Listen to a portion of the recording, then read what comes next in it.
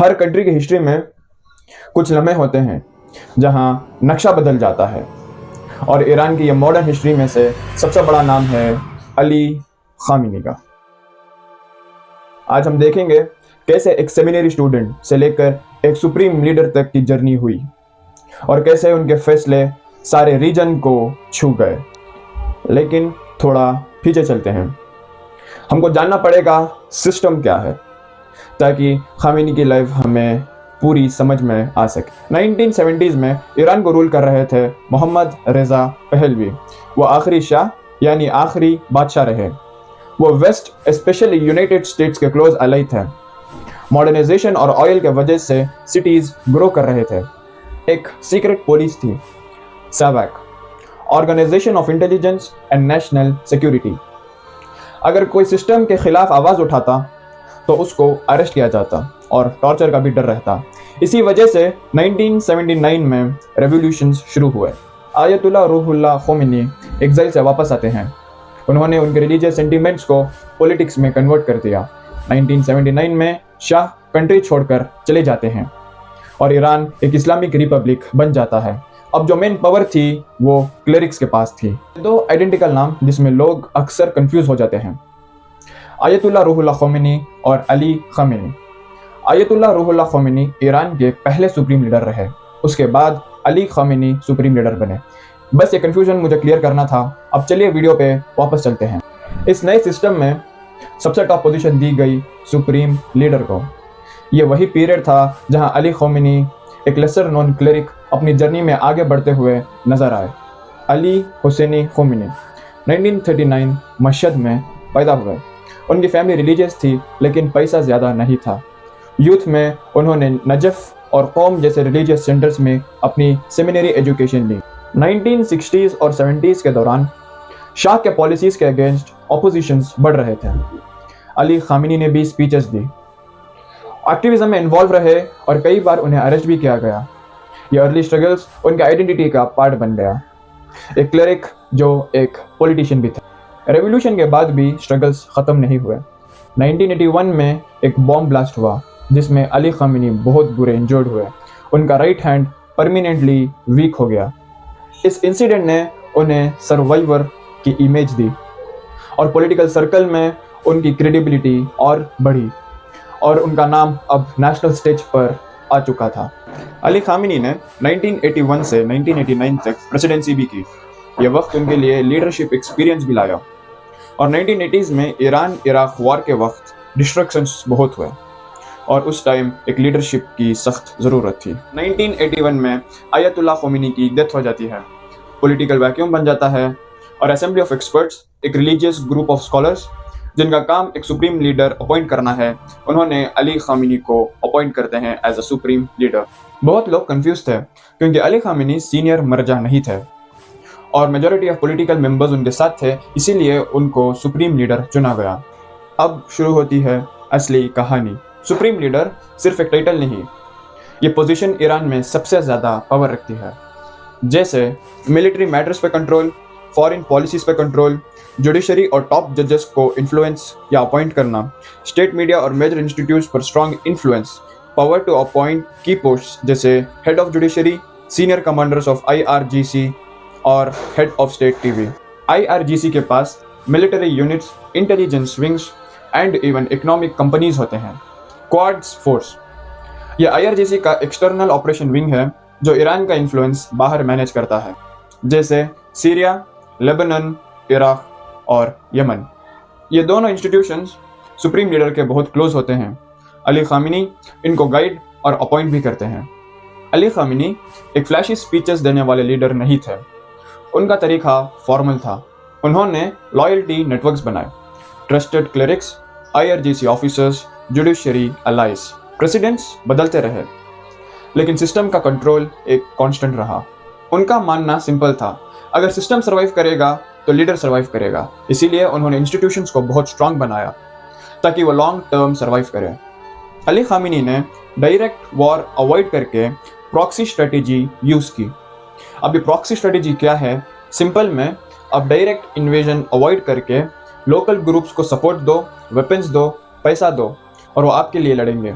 इसीलिए सीरिया में बशर अल असद को क्वाड्स फोर्स और IRGC ने हेल्प किया। लेबनान में हिजबुल्लाह को ईरान सपोर्ट करता है। इराक में शिया मिलिशियस के थ्रू इन्फ्लुएंस बढ़ा और यमन में होती मूवमेंट को इनडायरेक्ट सपोर्ट करने के एलिगेशंस भी आए। ये स्ट्रैटेजी ईरान को इन्फ्लुएंस देती रही बिना लार्ज स्केल ग्राउंड डिप्लॉयमेंट के, मगर इससे रीजन में लॉन्ग टर्म इंस्टेबिलिटी भी आई। अली खामिनी के टाइम पे ईरान ने डिफेंस कैपेबिलिटी पे ज़्यादा फोकस किया, मिसाइल्स और ड्रोन। सिंपल वर्ड्स में मिसाइल्स और ड्रोन्स यूज़ किए जाते हैं ताकि आप अपने राइवल्स को वॉर्न कर सकें और ज़रूरत आए तो आप रिटेलिएट भी कर सकें। एनालिस्ट के मुताबिक ईरान के पास शॉर्ट और मीडियम रेंज मिसाइल्स का बड़ा स्टॉक पाइल था, थाउजेंड्स के आसपास इन वेरियस टाइप्स। ड्रोन्स की कैपेबिलिटी भी ग्रो हुई, सर्वेलेंस ड्रोन्स और अटैक ड्रोन्स दोनों। ये कैपेबिलिटीज ईरान को रीजन में यूनिक बनाता है। अब हम जानेंगे ईरान और USA का न्यूक्लियर कॉन्फ्लिक्ट। हम इस न्यूक्लियर कॉन्फ्लिक्ट को सिंपल रखते हैं। ईरान ने कहा कि हमें एनर्जी और मेडिकल रीजंस के लिए न्यूक्लियर चाहिए, और वेस्टर्न कंट्रीज ने कहा कि हमें डर है कि तुम फ्यूचर में न्यूक्लियर वेपन बना लोगे। इस वजह से सैंक्शंस लगाए गए, यानी इकोनॉमिक पनिशमेंट। ऑयल सेल कम होने लगा, बैंकिंग रिस्ट्रिक्शंस हुई और ये इकोनॉमिक प्रेशर लोगों पर भी फील हुआ। 2015 में एक डील हुई, JCPOA, यानी joint comprehensive plan of action.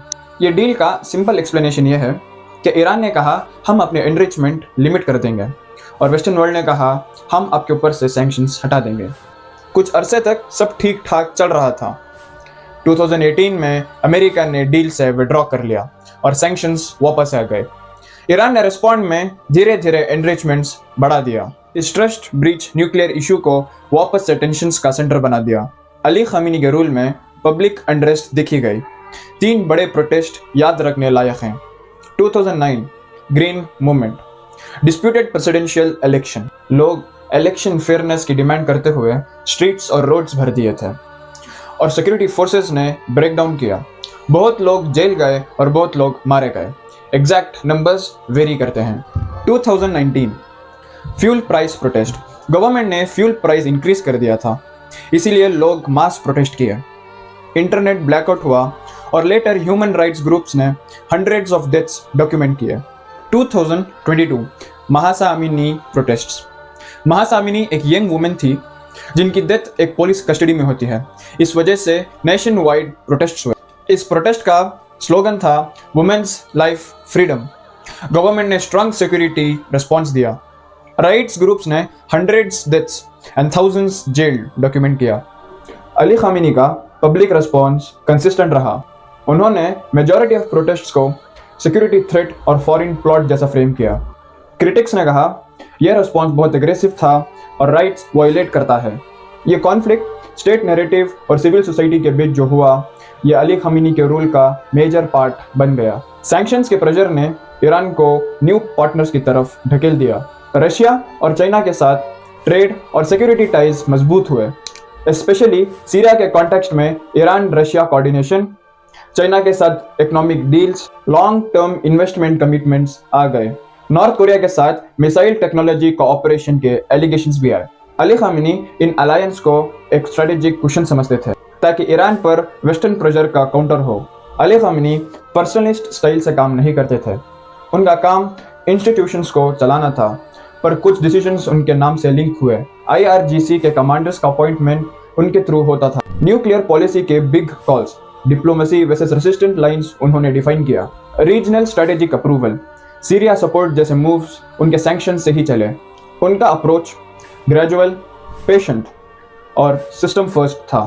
फिर आता है 28 फरवरी 2026। A bit of breaking news that has just come in. Right now, the Iranian state media is telling the people of Iran that the Ayatollah has been killed. Again, Iran's state-run media is now confirming that the Ayatollah has been killed. The major international outlets reported coordinated strikes on Tehran.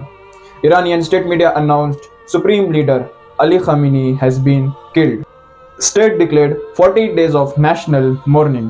इस news ने reason में immediate shock और chain reaction create किया। Iran और proxy groups ने retaliation strikes launch किए। Hezbollah ने Israel को एंगेज किया गल्फ रीजन में एयर डिफेंस सिस्टम एक्टिवेट हुए, ऑयल और ग्लोबल मार्केट्स ने रिएक्ट किया। यह इवेंट पहले से चल रही टेंशन्स को एक नई लेवल पे ले गया। कॉन्स्टिट्यूशन के मुताबिक असेंबली ऑफ एक्सपर्ट्स को नया सुप्रीम लीडर अपॉइंट करना है, पर प्रैक्टिकल गेम में IRGC, सीनियर क्लरिक्स और जुडिशरी का रोल बहुत इंपॉर्टेंट होगा।